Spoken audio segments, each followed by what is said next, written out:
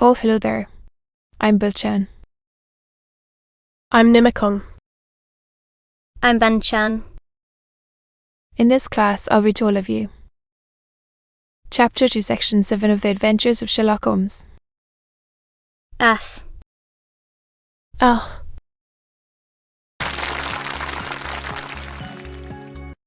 The Adventures of Sherlock Holmes. Author Conan Doyle. Chapter 2, Section 7. John Clay. And I agree with you that he is at the head of his profession. It is past 10. However, and quite time that we started. If you two will take the first anthem. Cav humming the tunes we had heard in the afternoon. We rattled through an endless labyrinth of gasless streets until we emerged into Farrington Street. We are close there now, my friend remarked.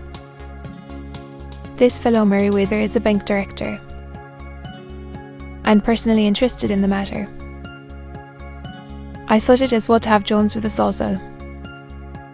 He is not a bad fellow, though an absolute imbecile in his profession.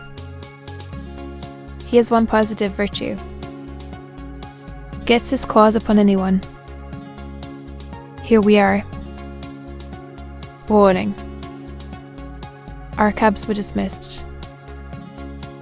And then, following the guidance of Mr. Merriweather, we passed down a narrow passage and through a side door, which he opened for us. Within there was a small corridor, which entered in a very massive iron gate. This also was opened, and led down a flight of winding stone steps, which terminated at another formidable gate. Mr. Merriweather stopped to light a lantern, and then conducted us down a dark, smelling passage. And so, after opening a third door, into a huge vault cellar, which was piled all around with crates and massive boxes, and gazed about him. Nor from below, said Mr. Merriweather, striking his stick upon the flags which lined the floor. Why, dear me, it sounds quite hollow, he remarked, looking up in surprise. I must really ask you to be a little more quiet, said Holmes severely. You have already improved the whole success of our expedition. Those boxes.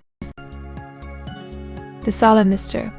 Merriweather perched himself upon a crate, with a very injured expression upon his face, while Holmes fell upon his knees upon the floor and, with the lantern and a magnifying lens, began to examine minutely the cracks between the stones.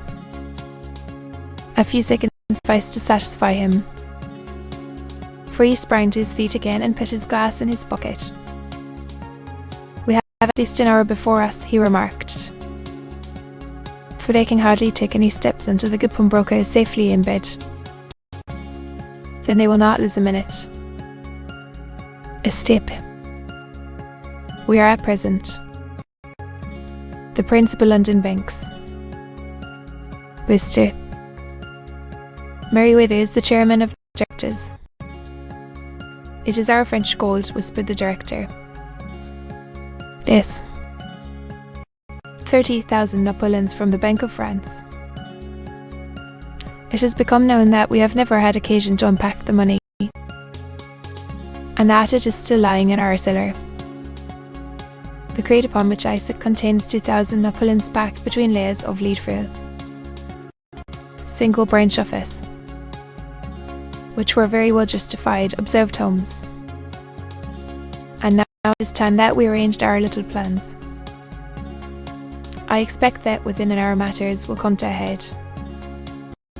In the meantime, Mr.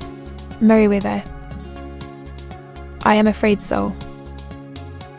I had brought a pack of cards in my pocket, and I thought that, as we were a party car, you might have your rub after all. The presence of a light. And this. First of all, we must choose our positions. These are daring men, and though we shall take them at a disadvantage, they may do us some harm unless we are careful. I shall stand behind this crate, and you conceal yourselves behind those. And when I flash a light upon them, close in swiftly.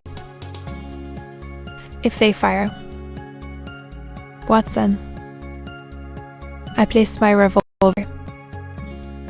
cocked, upon the top of the wooden case behind which I crouched.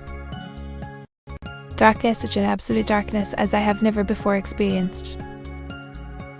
The smell of hot metal remained to assure us that the light was still there, ready to flash out at a moment's notice. To mate, with my nose swift up to a pitch of expectancy. There was something depressing and subduing in the sudden bloom, and in the cold dinker of the vault.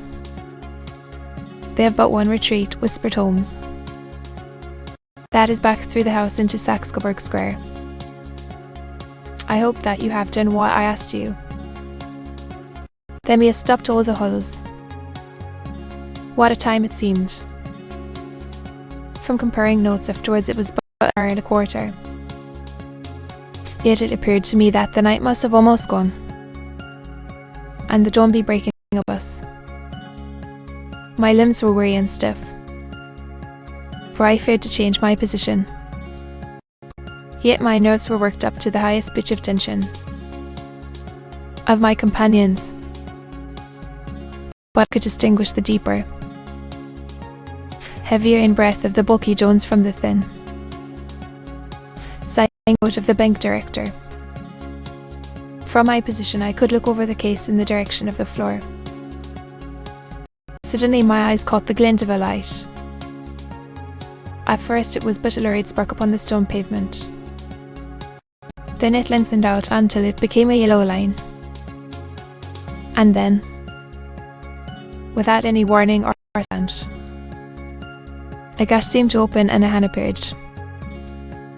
A white, almost womanly hand, which felt about in the centre of the little area of light. For a minute or more the hand, with its writhing fingers, protruded out of the floor. Then it was withdrawn as suddenly as it appeared. The stones. Its disappearance. However, to be continued.